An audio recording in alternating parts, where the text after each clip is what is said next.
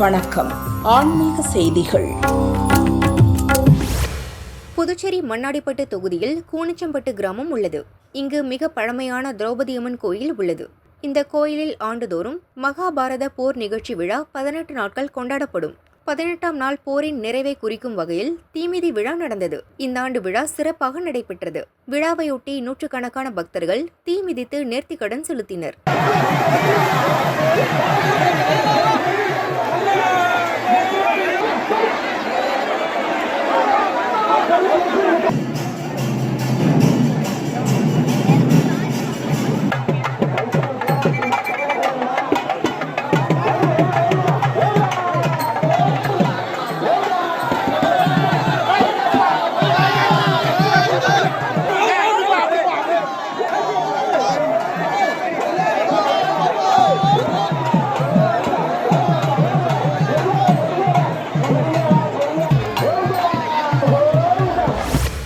திருச்சி வீரப்பூர் பொன்னர் சங்கர் பெரியகாண்டியம்மன் கோயில் வரலாற்று சிறப்புமிக்கது. கொங்கு நாட்டு மக்களின் குலதெய்வமாக விளங்கும் கோயிலில் மாசி திருவிழா பிரசித்தி பெற்றது. இந்த கோயிலின் கும்பாபிஷேகம் 2002ஆம் ஆண்டு நடைபெற்றது. தற்போது 23 ஆண்டுகளான நிலையில் தமிழக அரசு கும்பாபிஷேகம் நடத்த அனுமதி வழங்கியுள்ளது. முதல் கட்டமாக கோயில் பாலாலயம் விழா இன்று நடந்தது. விக்னேஸ்வர பூஜை, கோபூஜையை தொடர்ந்து சிறப்பு யாகம் நடத்தப்பட்டது.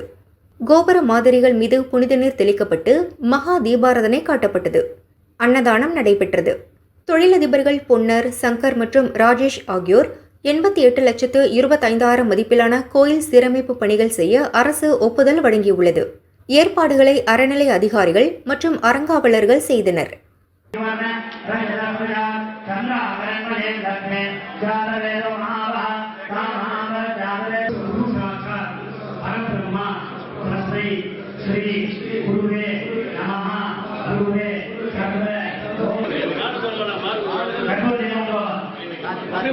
கொஞ்சம் டிஸ்டர்ப் இல்லாம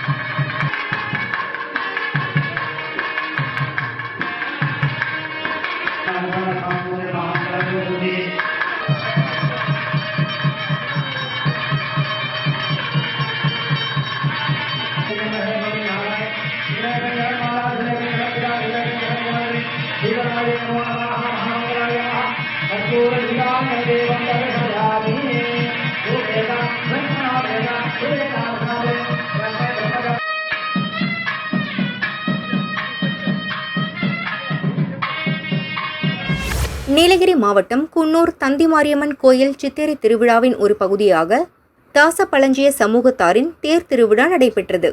இதில் கோவிந்தராஜ் குழுவினரின் வள்ளிகும்மி ஆட்டம், மவுண்ட் ரோடு இன்னிசை கச்சேரி ஸ்டேஜ் முன்பு நடைபெற்றது.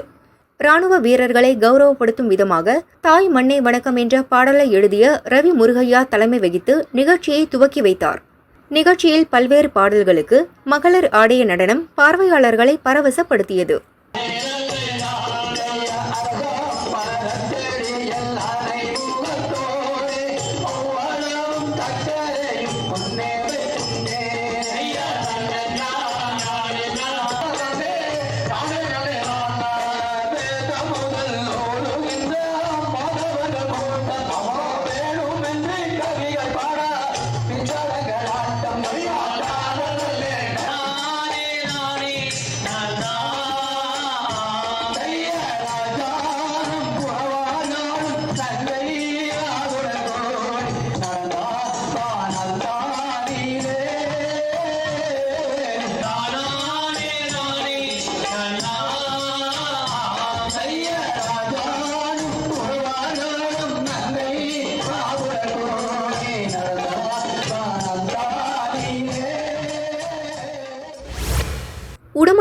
நூற்றாண்டுகள் பழமையான மாரியம்மன் கோயில் தேர் திருவிழா கடந்த 1ஆம் தேதி நோன்பு சாட்டுதலுடன் தொடங்கியது.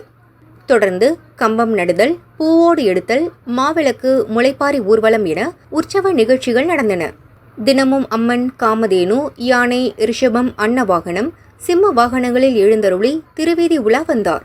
விழாவின் முக்கிய நிகழ்வாக நேற்று மாலை சுவாமி திருக்கல்யாண உற்சவம் நடந்தது. தொடர்ந்து இன்று காலை 6:45 மணிக்கு சூலதேவருடன் மகாசக்தி மாரியம்மன் தம்பதி சமேதராக அலங்கரிக்கப்பட்ட பிரம்மாண்ட திருத்தேரில் எழுந்தருளினார். தொடர்ந்து மாலை 4:15 மணிக்கு பக்தர்களின் ஓம் சக்தி கோஷம் முழங்க திருத்தேரை பக்தர்கள் வடம் பிடித்து இழுத்து பக்தி பரவசம் அடைந்தனர். தேரோடும் வீதிகளில் மக்கள் வெள்ளத்தில் தேரோட்டம் கோலாகலமாக நடந்தது. தேரோட்டத்தில் சிறப்பம்சமாக பக்தர்கள் முன்னே இழுக்க யானை பின்னே தள்ளும் பாரம்பரியம் பல ஆண்டுகளாக தொடர்கிறது.